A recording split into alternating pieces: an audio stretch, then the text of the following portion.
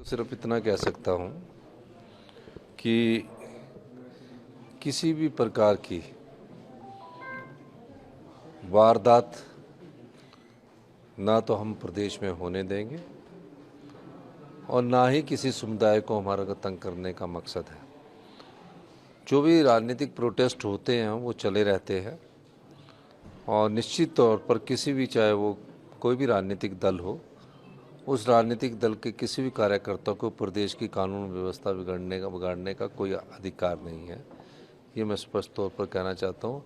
लेकिन हमें कई बार छोटी बात भी बड़ी बन जाती है, तो हमें इन चीज़ों पर अभी ध्यान नहीं देना चाहिए। थोड़ा बहुत प्रोटेस्ट अभी चल रहे हैं और हमारे जो वहाँ के लोकल एमएलए हैं और हमारे मिनिस्टर हैं, उनको मैंने समझाया है, वो सब लोग बात कर रहे हैं। देखिए, देश के संविधान के अनुसार कोई भी देश का नागरिक कहीं भी रह सकता है, इसमें कोई दो राय नहीं है।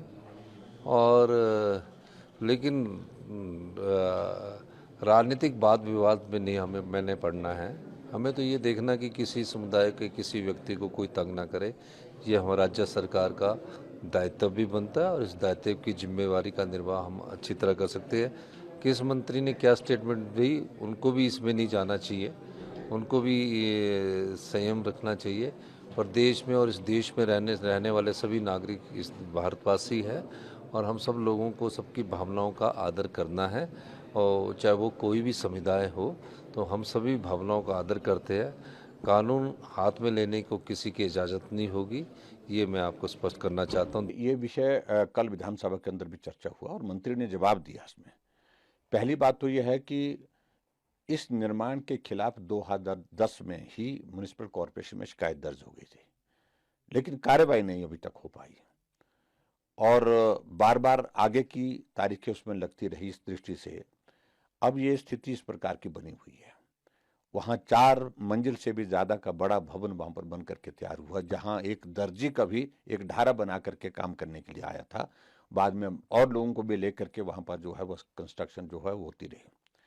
सबसे पहली बात तो है कि मंत्री जी ने भी कल विधानसभा के अंदर कहा है कि ये निर्माण जो है ये अवैध निर्माण है और अवैध निर्माण के खिलाफ कार्रवाई होनी चाहिए।